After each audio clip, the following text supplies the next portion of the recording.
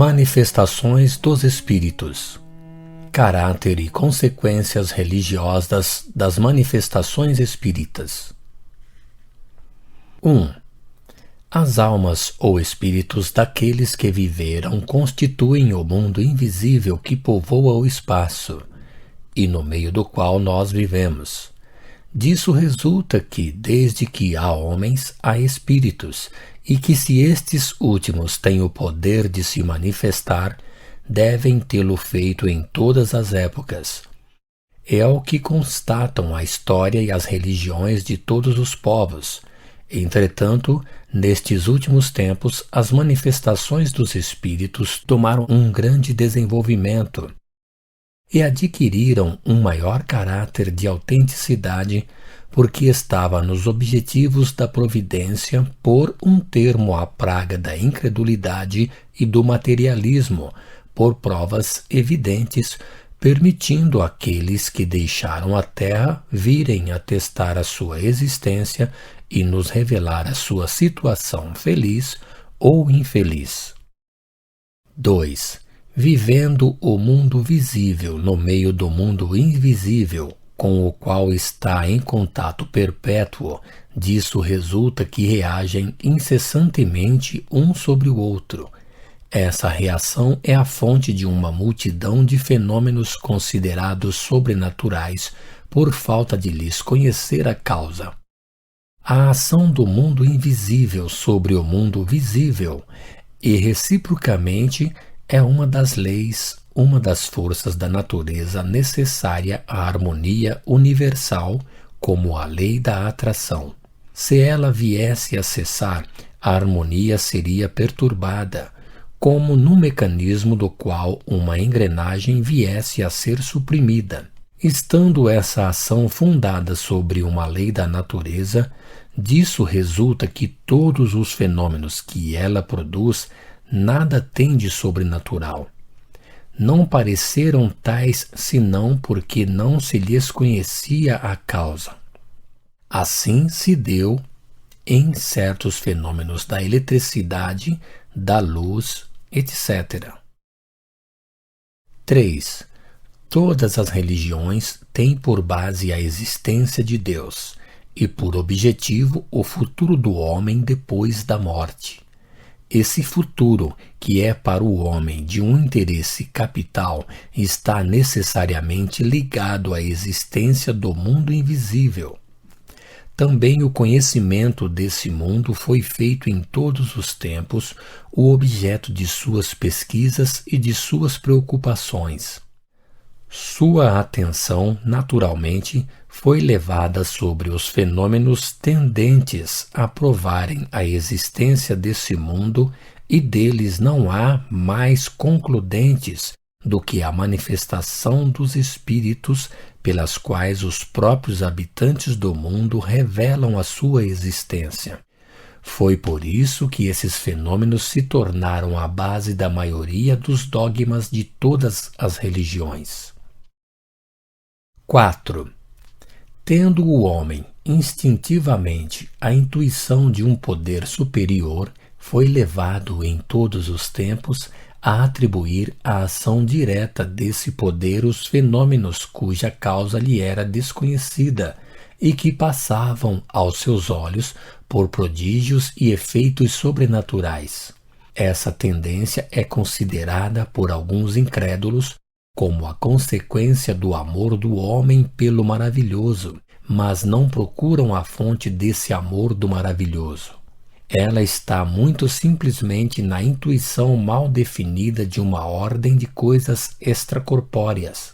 Com o progresso da ciência e o conhecimento das leis da natureza, esses fenômenos, pouco a pouco, passaram do domínio do maravilhoso ao dos efeitos naturais, de tal sorte que o que parecia outrora sobrenatural não o é mais hoje, e que o que o é ainda hoje não o será mais amanhã.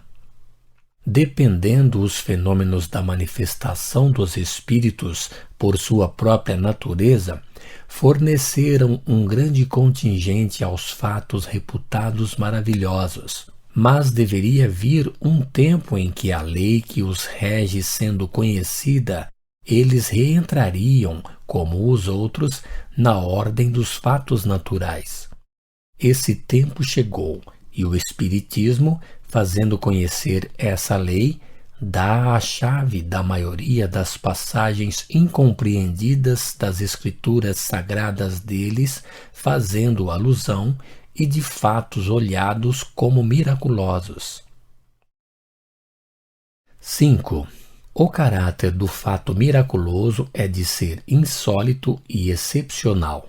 É uma derrogação às leis da natureza. Desde que um fenômeno se reproduz em condições idênticas, é que ele está submetido a uma lei e não é miraculoso.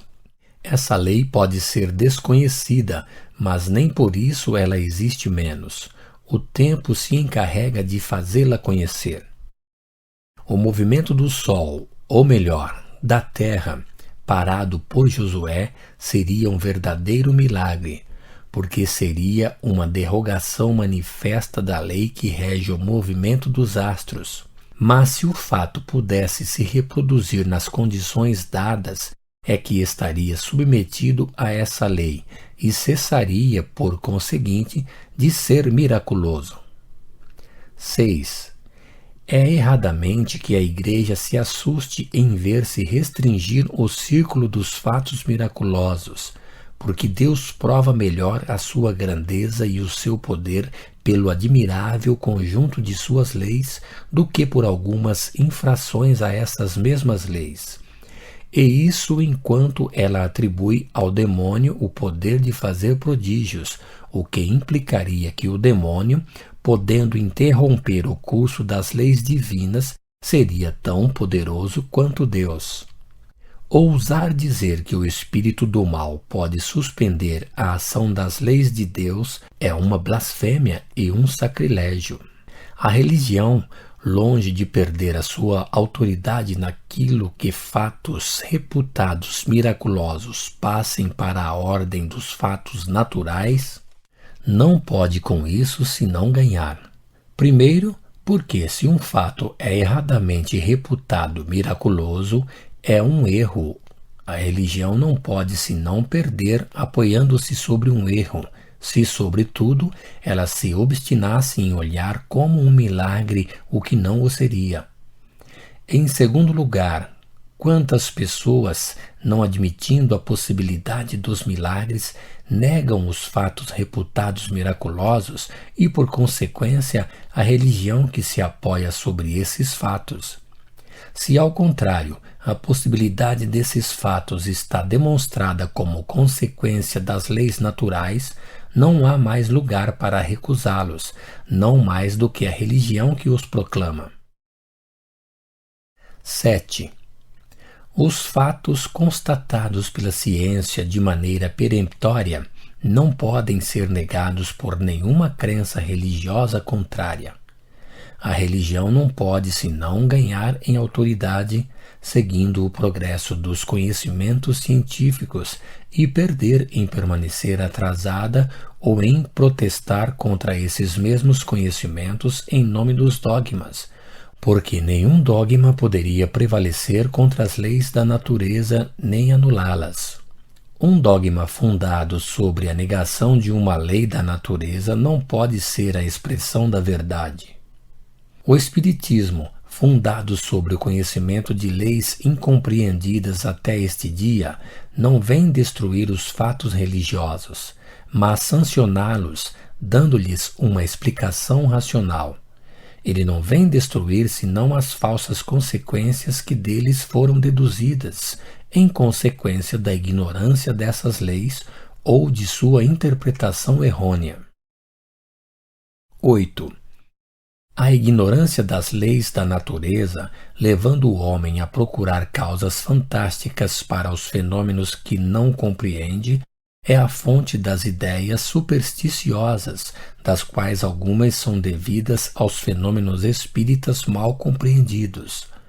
O conhecimento das leis que regem esses fenômenos destrói essas ideias supersticiosas, conduzindo as coisas à realidade, e mostrando o limite do possível e do impossível. Primeiro, o perispírito. Princípio das manifestações. 9. Os espíritos, como foi dito, têm um corpo fluídico ao qual se dá o nome de perispírito. A sua substância é aurida no fluido universal, ou cósmico, que o forma e o alimenta, como o ar forma e alimenta o corpo material do homem. O perispírito é mais ou menos etéreo segundo os mundos e segundo o grau de depuração do espírito. Nos mundos dos espíritos inferiores, a sua natureza é mais grosseira e mais se aproxima da matéria bruta. 10. Na encarnação, o espírito conserva o seu perispírito. O corpo não é para ele senão um segundo envoltório mais grosseiro, mais resistente, apropriado às funções que deve cumprir e do qual ele se despoja na morte. O perispírito é o intermediário entre o espírito e o corpo. É o órgão de transmissão de todas as sensações. Para aquelas que vêm do exterior, pode-se dizer que o corpo recebe a impressão. O perispírito a transmite, e o espírito, o ser sensível e inteligente, a recebe. Quando o ato parte da iniciativa do espírito, pode-se dizer que o espírito quer, que o perispírito transmite e o corpo executa. 11. O perispírito, de nenhum modo, está encerrado nos limites do corpo, como numa caixa.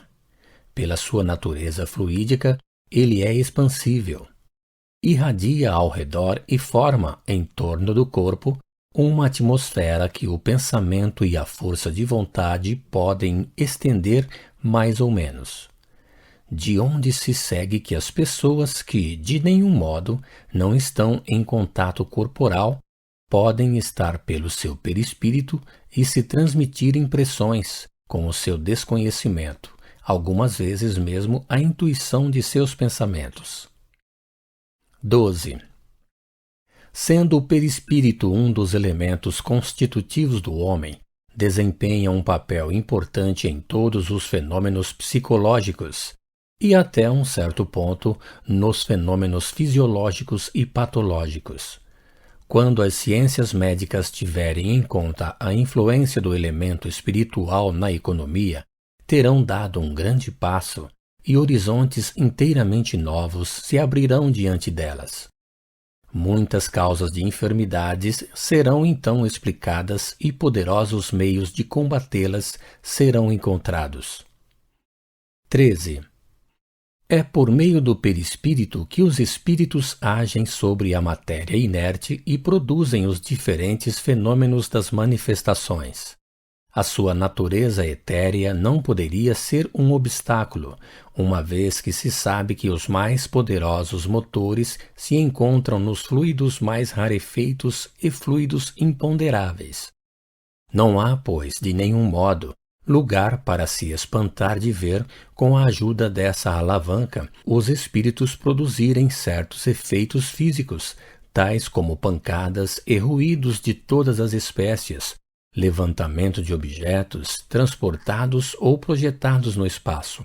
Não há nenhuma necessidade para disso se dar conta, de recorrer ao maravilhoso ou aos efeitos sobrenaturais. 14. Os espíritos, agindo sobre a matéria, podem se manifestar de várias maneiras diferentes. Por efeitos físicos, tais como os ruídos e o movimento de objetos, pela transmissão do pensamento, pela visão, o ouvido, a palavra, o toque, a escrita, o desenho, a música, etc. Em uma palavra, por todos os meios que podem servir para colocá-los em relação com os homens. 15. As manifestações dos espíritos podem ser espontâneas ou provocadas. As primeiras ocorrem inopinadamente e de improviso. Elas se produzem, frequentemente, nas pessoas mais estranhas às ideias espíritas. Em certos casos e sob o império de certas circunstâncias, as manifestações podem ser provocadas pela vontade, sob a influência de pessoas dotadas, para esse efeito, de faculdades especiais. As manifestações espontâneas ocorreram em todas as épocas e em todos os países. O meio de provocá-las, certamente, era também conhecido na antiguidade, mas era o privilégio de certas castas que não o revelavam senão a raros iniciados, sob condições rigorosas e escondendo-o ao vulgo a fim de dominá-lo pelo prestígio de uma força oculta. Não obstante, perpetuou-se através das idades até os nossos dias em alguns indivíduos, mas quase sempre desfiguradas pela superstição ou misturada às práticas ridículas da magia, o que havia contribuído para desacreditá-la. Isso não fora até então senão germes lançados aqui e ali. A providência reservava à nossa época o conhecimento completo e a vulgarização desses fenômenos para livrá-los de suas más ligas e fazê-los servirem para a melhoria da humanidade, hoje madura para compreendê-los e deles tirar as consequências. Segundo, manifestações visuais. 16. Pela sua natureza e em seu estado normal, o perispírito é invisível e tem isso em comum com uma multidão de fluidos que sabemos existir e que, entretanto, jamais vimos. Mas ele pode também, do mesmo modo que certos fluidos, sofrer modificações que o tornam perceptível à visão, seja por uma espécie de condensação, seja por uma mudança na disposição molecular. Pode mesmo adquirir as propriedades de um corpo sólido e tangível, mas pode instantaneamente retomar o seu estado etéreo e invisível. Pode-se dar conta desse efeito pelo do vapor, que pode passar da invisibilidade ao estado brumoso, depois líquido, depois sólido, e vice-versa. Esses diferentes estados do perispírito são o resultado da vontade do espírito e não de uma causa física exterior, como no gás. Quando um espírito aparece, é que ele coloca o seu perispírito no estado necessário para torná-lo visível, mas a sua vontade nem sempre basta. É necessário, para que essa modificação do perispírito possa se operar, um concurso de circunstâncias independentes dele. É necessário, por outro lado, que o espírito tenha a permissão de se fazer ver por tal pessoa, o que nem sempre lhe é concedido, ou não o é senão em certas circunstâncias, por motivos que não podemos apreciar. Ver o Livro dos Médiuns, página 98. Uma outra propriedade do perispírito e que se prende à sua natureza etérea é a penetrabilidade. Nenhuma matéria lhe é obstáculo, ele as atravessa todas como a luz atravessa os corpos transparentes. É por isso que não há clausura que possa se opor à entrada dos espíritos. Eles vão visitar o prisioneiro em seu cárcere tão facilmente quanto o homem que está no meio dos campos. 17. As manifestações visuais mais comuns ocorrem no sono, pelos sonhos. São as visões. As aparições propriamente ditas ocorrem no estado de vigília, e é então que se goza da plenitude e da inteira liberdade de suas faculdades. Elas se apresentam geralmente sob uma forma vaporosa e diáfana, algumas vezes vagas e indecisas. Frequentemente, à primeira vista, de um clarão esbranquiçado, cujos contornos se desenham pouco a pouco. De outras vezes, as formas são nitidamente acentuadas e se lhe distinguem os menores traços do rosto, ao ponto de se poder fazer uma descrição muito precisa. Os passos, o aspecto são semelhantes ao que era o espírito quando vivo. 18. Podendo tomar todas as aparências, o espírito se apresenta sob aquela que pode melhor fazê-lo reconhecer, e se tal é o seu desejo. Também, se bem que, como espírito, ele não tenha nenhuma enfermidade corpórea, se mostrará estropiado, coxo, ferido, com cicatrizes, se isso for necessário para constatar a sua identidade. Ocorre o mesmo com a roupa. A dos espíritos que nada conservaram das quedas terrestres se compõe o mais ordinariamente de uma roupagem de longos franzidos flutuantes, como uma cabeleira ondulante e graciosa. Frequentemente, os espíritos se apresentam com os atributos característicos de sua elevação, como uma auréola, asas para aqueles que se podem considerar como anjos, um aspecto luminoso resplandecente, ao passo que outros têm aqueles que lembram as suas ocupações terrestres. Assim, um guerreiro poderá aparecer com a sua armadura, um sábio com os livros, um assassino com um punhal, etc. Os espíritos superiores têm um rosto belo, nobre e sereno. Os mais inferiores têm alguma coisa de feroz e de bestial, e alguns trazem ainda as marcas de crimes que cometeram, ou suplícios que suportaram. Para eles, essa aparência é uma realidade. Quer dizer que se creem ser tal como parecem. É para eles um castigo. 19.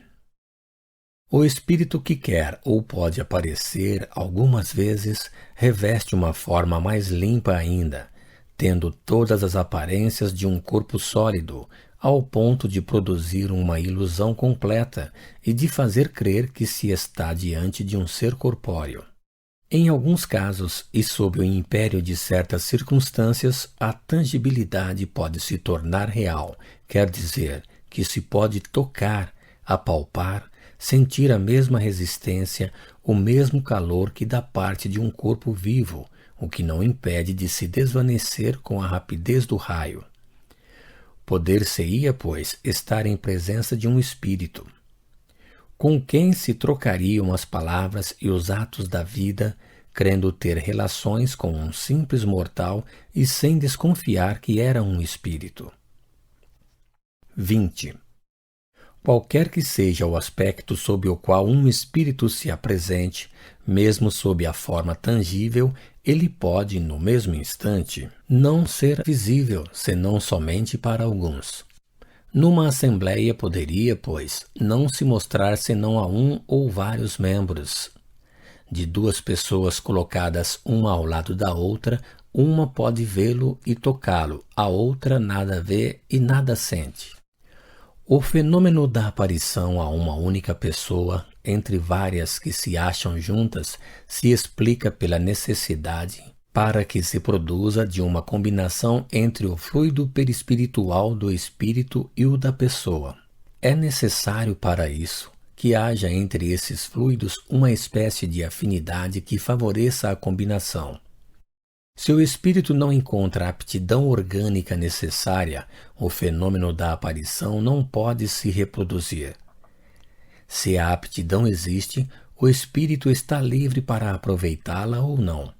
De onde resulta que, se duas pessoas igualmente dotadas sob esse aspecto se encontrem juntas, o espírito pode operar a combinação fluídica com aquela das duas, a quem quer se mostrar. Não o fazendo com a outra, esta não o verá. Assim ocorreria com dois indivíduos, cada um tendo um véu sobre os olhos, se um terceiro indivíduo quer se mostrar a um dos dois somente, ele não levantará senão um véu. Mas aquele que fosse cego, seria em vão que levantaria o véu. A faculdade de ver não lhe seria dada por isso. 21. As aparições tangíveis são muito raras, mas as aparições vaporosas são frequentes. Elas o são sobretudo no momento da morte. O espírito desligado parece apressar-se em ir rever os seus parentes e seus amigos, como para adverti-los que vêm de deixar a terra e dizer-lhes que ele vive sempre. Que cada um recolha as suas lembranças e ver-se-á quantos fatos autênticos desse gênero, dos quais não se dava conta, ocorreram não só à noite, mas em pleno dia e no mais completo estado de vigília. Terceiro, transfiguração, invisibilidade. 22. O perispírito das pessoas vivas goza das mesmas propriedades que o dos espíritos. Como isso foi dito, ele não está, de nenhum modo, combinado no corpo, mas irradia e forma ao seu redor uma espécie de atmosfera fluídica. Ora, pode ocorrer que, em certos casos, e sob o império das mesmas circunstâncias, ele sofra uma transformação análoga à que foi descrita. A forma real e material do corpo pode se apagar sob essa camada fluídica, podendo-se assim se exprimir e revestir momentaneamente uma aparência toda diferente, mesmo a de uma outra pessoa ou do espírito que combine o seu fluido com o do indivíduo, ou bem ainda dar a um rosto feio um aspecto belo e radiante. Tal é o fenômeno designado sob o nome de transfiguração, fenômeno bastante frequente e que se produz principalmente quando as circunstâncias provocam uma expansão mais abundante de fluido. O fenômeno da transfiguração pode se manifestar com uma intensidade muito diferente, segundo o grau de depuração do perispírito, grau que corresponde sempre ao da elevação moral do espírito. Limita-se às vezes a uma simples mudança do aspecto da fisionomia, como pode dar ao perispírito uma aparência luminosa e esplêndida. A forma material pode, pois, desaparecer sob o fluido perispiritual, mas não há necessidade, por esse fluido, de revestir um outro aspecto. Às vezes, pode simplesmente ocultar um corpo inerte ou vivo e torná-lo invisível aos olhos de uma ou de várias pessoas, como o faria uma camada de vapor. Não tomamos as coisas atuais senão como pontos de comparação e não em vista de estabelecer uma analogia absoluta que não existe. 23. Esses fenômenos não podem parecer estranhos senão porque não se conhecem as propriedades do fluido perispiritual. É para nós um corpo novo que deve ter propriedades novas e que não se pode estudar pelos procedimentos ordinários da ciência, mas que não são elas menos propriedades naturais, nada tendo de maravilhoso a não ser a novidade.